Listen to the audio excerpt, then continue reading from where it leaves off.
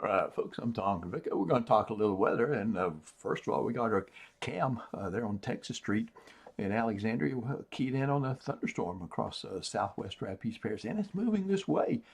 So if you haven't received rainfall yet, you may get something out of that guy. And looking up toward beautiful Toledo Bend, we're seeing some clouds in that direction, but no heavy thunderstorms or anything like that. A little traffic moving back and forth, some ripples on the water reflecting a gentle summer breeze. Coming up, I'll be talking about a daily rain chance. We still got that in the forecast. The heat will be seasonable, tolerable until maybe next week. We'll see what happens then. And a tropical outlook, I've got it for pretty much the remainder of the month. So we'll check out the possibilities down in the Atlantic Basin for tropical stuff. Now, looking at the radar, we continue to see some showers and some thunderstorms across portions of kind of the southeast third of Texas there. Much of this is outside the main flood areas that were affected so terribly around the 4th of July and that weekend. So over in our area, it's pretty isolated. And checking the motion, it looks like there's kind of a weakness aloft with this upper level pattern. So I'm going to zoom in. We'll take a look at that little thunderstorm there southwest of town. This is what we're seeing on the tower cam, and another one down toward northeast Allen around the Oakdale area. So over the past hour, this is an outflow boundary, and it looks like this activity has started near this out and just behind this outflow boundary. Remember, these are like miniature cold fronts. They push the atmosphere, they force the atmosphere upward just like a cold front does. And we see a little stuff across eastern Rapides Parish there, south east of Colleen, and that particular area also associated with the outflow boundary. So let's check out things on a larger scale. A lot of moisture associated with the remnants of Chantal across the eastern portion of the country. This front diving into that moisture is lifting the atmosphere and creating pretty strong thunderstorms with some very heavy rainfall. There's some flash flood potential there, and in its own right, Chantal was a deadly storm. There were flash flood deaths back down into the Carolinas and some of those locations there where Chantal tracked through. And then in this area, we just see kind of some general scattered cloudiness, scattered areas of showers and thunderstorms with that little bit of a weakness that I call in the upper level pattern. So let's go into the local area. So it looks like this model indicating showers and thunderstorms persisting into the evening, especially across portions of Vernon, Allen, and Rapides Parish. And that's kind of what's happening right now.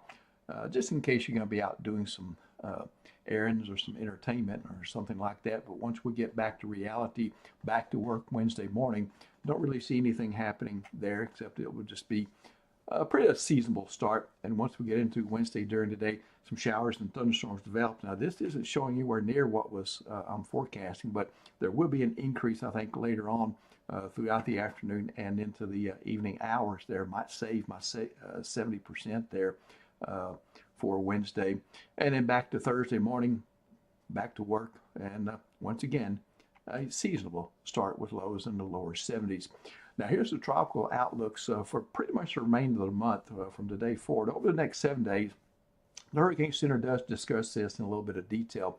Nothing in the Atlantic Basin, as you see there. There's a little area in the Eastern Pacific which has been active, but on the other side, we've had three systems. We had Andrea out in the Atlantic. We had Barry into Mexico, and that moisture played a role as it moved northward into south central Texas with a persistent upper level feature, which created the floods that we've been hearing about in Texas. And then there was Chantal, which moved through the Carolinas. So we've had three in the Atlantic Basin, but nothing's anticipated there over the next 7 days. Going beyond that to the period July 16th through the 29th, which includes pretty much the rest of the month after that 7-day outlook from the Hurricane Center. I'm highlighting an area here across maybe the north central, northeastern Gulf of Mexico.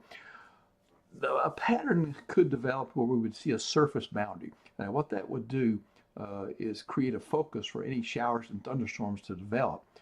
So there may be an upper level of disturbance, what we call an upper level trough over that boundary. If that happens, then that is a perfect tandem, surface feature, feature aloft, to create at least scattered showers and thunderstorms, and that boundary could focus it And you know there's plenty of warm water in the Gulf right now.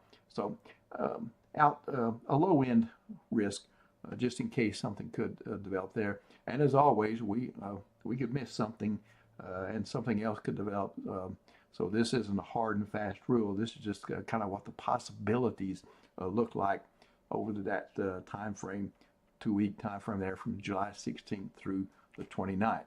In the shorter term, back to the 7-day, I got 70% up Wednesday and 60% on Thursday. About 30-40% is typical for this time of year. So those represent days where we think that there will be more rain than there typically is in this time in July. Look at the high Wednesday, not bad, 89 average. Some of you could be 92, 90 on Thursday.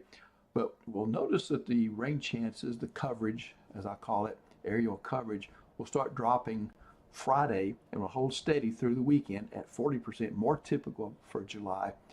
93, 94, we have a little bit of a rise in the daytime highs there and the nighttime lows hanging out at 73. That's typical.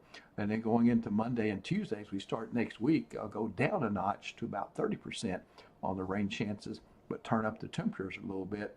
1 on the minimum, 74, and 95, 96 there for the max temp. So Monday and Tuesday, and that is back in territory where some of the warmer places in Cenla could be back in the upper 90s. Certainly the exception and not the rule, though. All right, so hot weather will continue, but Wednesday, Thursday may be tempered by rain. We get the humidity, but at least it won't be terrible. So that's your 7-day forecast, and I'll see you during the PM hours again tomorrow, and I'll be in the forecast center as well. Take care, and thanks for your support for Cenla Weather.